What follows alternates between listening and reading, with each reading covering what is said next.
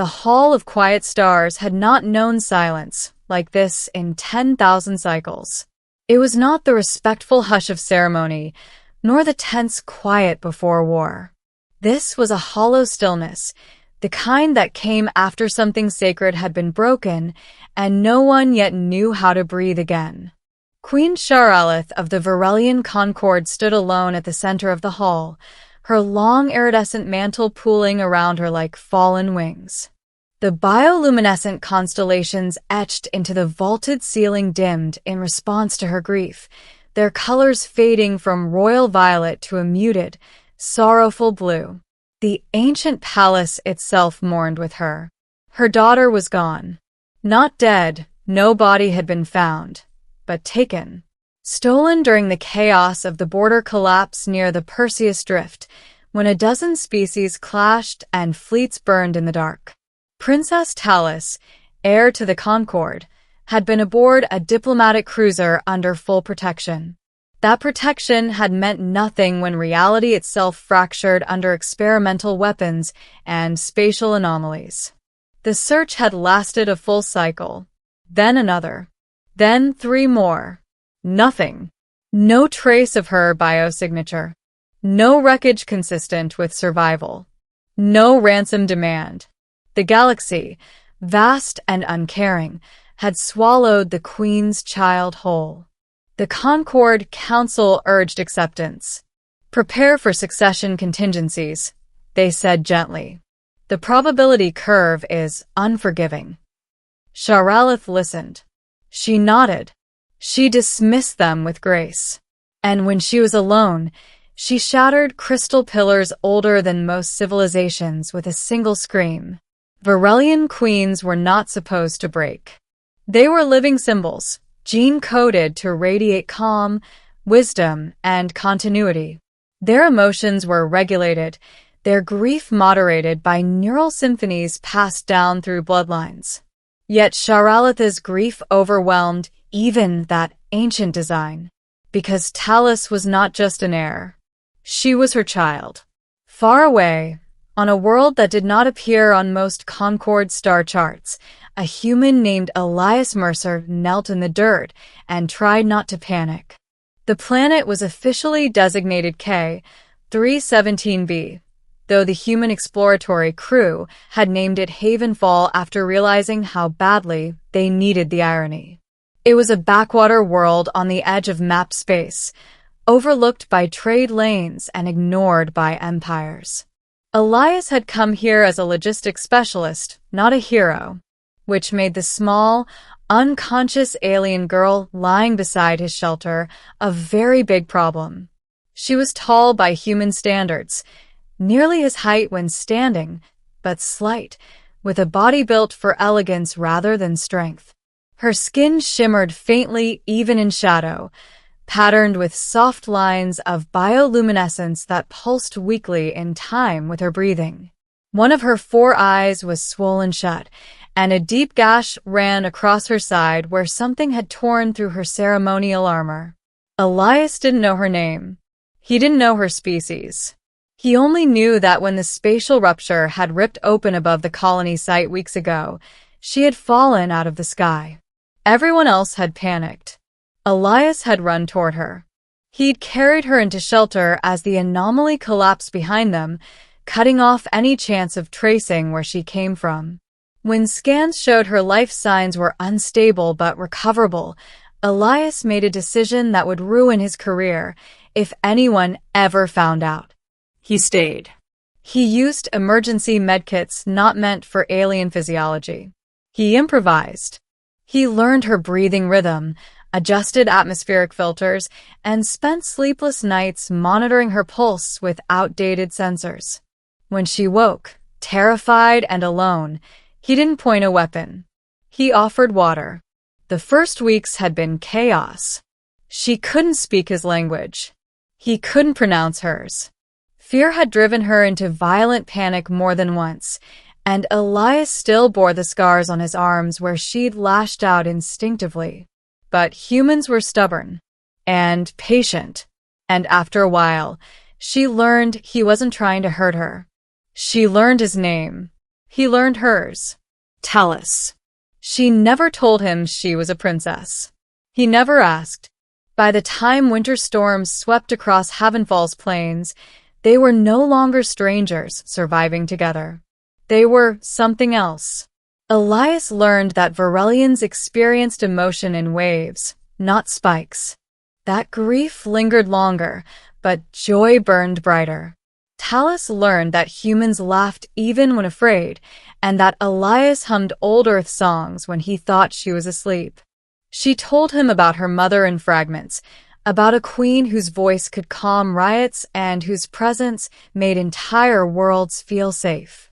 About a palace made of living light. About expectations heavier than gravity. She never cried. Varelians rarely did. But sometimes, when she thought Elias wasn't watching, her bioluminescence dimmed until she almost vanished into the dark. It took months before Elias realized the truth. Not from her words, but from intercepted signals.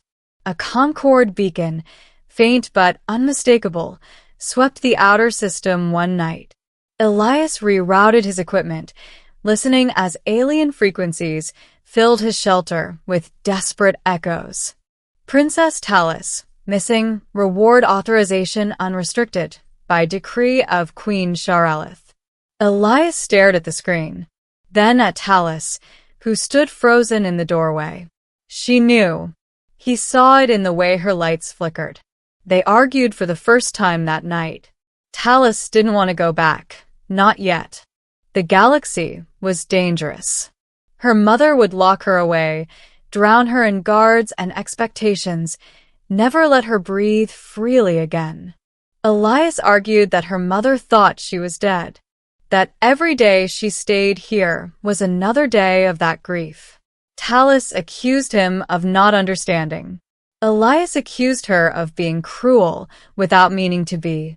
The silence afterward was worse than shouting. In the end, it wasn't logic that decided it. It was love. Not romantic, not like human stories, but something quieter and deeper.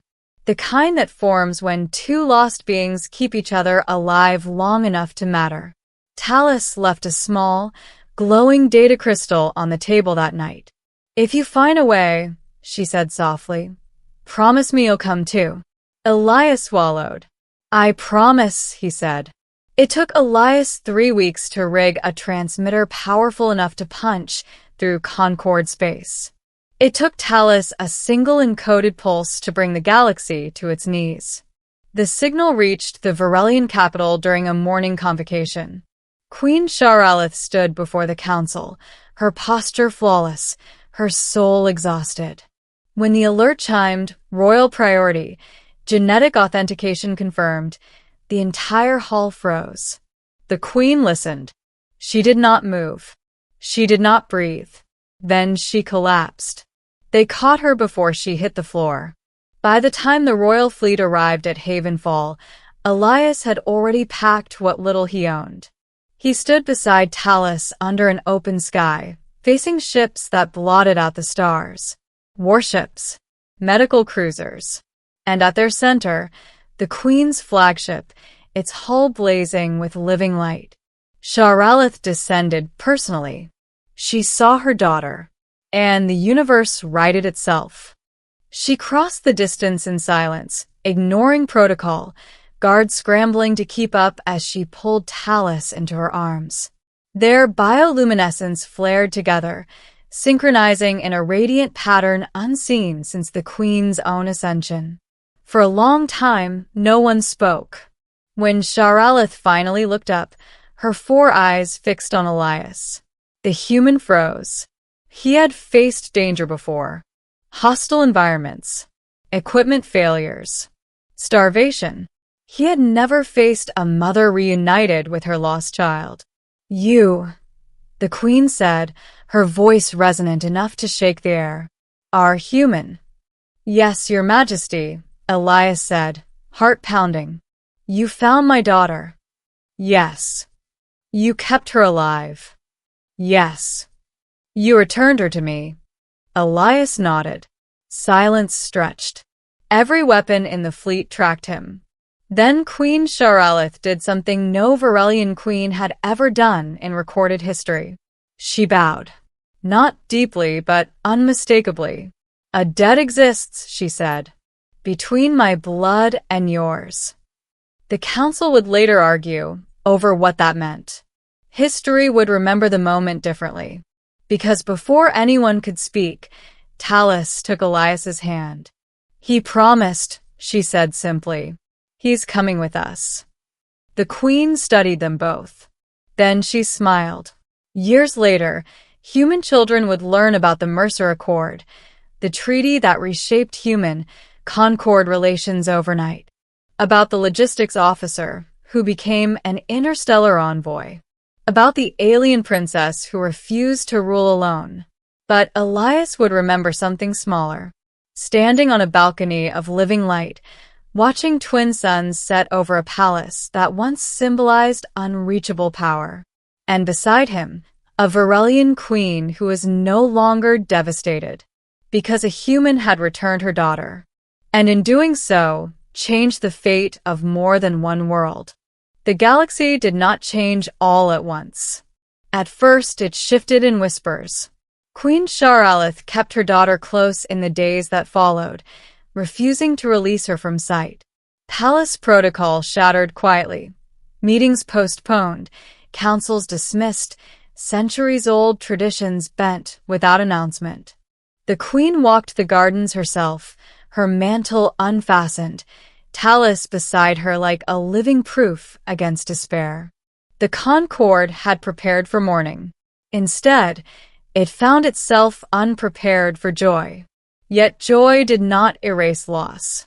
Sharalith still woke in the dark cycle hours, instinctively reaching for a presence she had trained herself to believe gone forever. Each time her fingers met Talis's living warmth, her bioluminescence flared uncontrolled, a queen's composure dissolving into a mother's relief. Elias saw this from a distance. He was given chambers that dwarfed his old shelter on Havenfall, rooms grown rather than built, walls breathing faintly with life. Servants attended him with a reverence that made him deeply uncomfortable. He was addressed with honorifics he had never earned in his own species. And yet, for the first time since returning, he felt profoundly out of place. He had brought Talis home. Now what? The answer came sooner than expected. The Concord Council convened in full assembly for the first time since the crisis of Seven Thrones. Elias stood at the edge of the vast chamber, a single human among hundreds of alien dignitaries whose species spanned light years and evolutionary paths humanity could barely comprehend. Queen Sharalith took the central dais. Her voice carried effortlessly. "My daughter was taken by chaos," she said. "Returned by choice." A ripple passed through the chamber. Not by treaty, not by command, but by compassion. Her gaze found Elias. Human Elias Mercer did not know who my daughter was. He did not act for reward, protection, or favor. He acted because she was alone. Silence followed.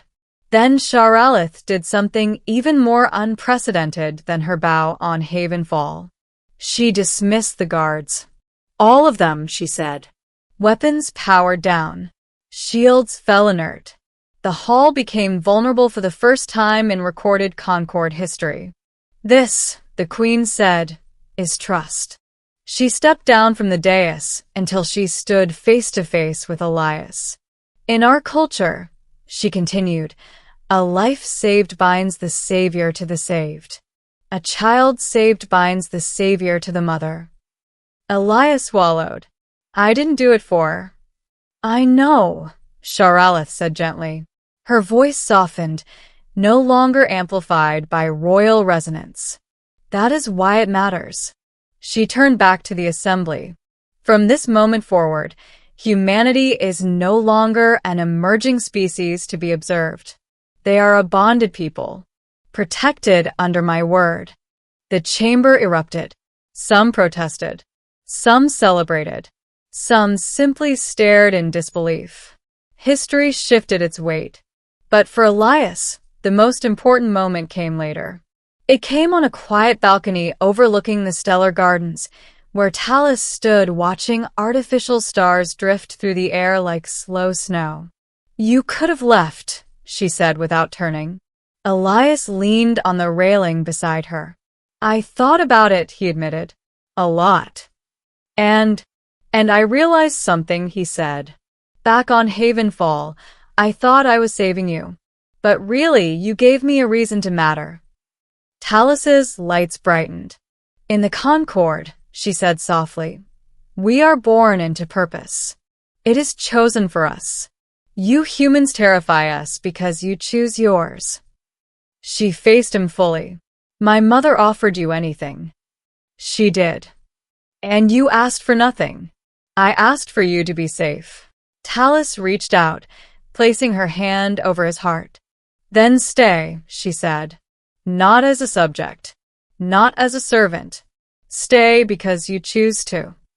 Elias smiled, a tired, human smile shaped by long roads and impossible chances. "I already did." Years passed. The Mercer Accord reshaped borders. Human envoys walked halls once forbidden. Concord science rewrote human medicine, while human adaptability transformed Concord logistics and disaster response. Entire civilizations trace their survival to joint operations born from one impossible rescue. Queen Charalith ruled wisely. But she ruled differently. She laughed more, walked unguarded more often, allowed her daughter to challenge her openly in council, something that scandalized elders and delighted younger worlds. And when the queen eventually stepped aside, she did not do so into mourning.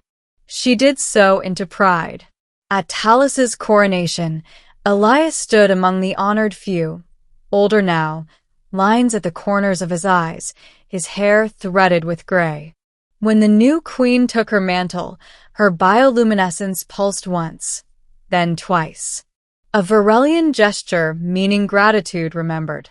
Later that night, as twin suns dipped below the horizon, Talus joined Elias on the same balcony. "My mother says the galaxy still speaks of you," she teased. "I wish it wouldn't," Elias replied.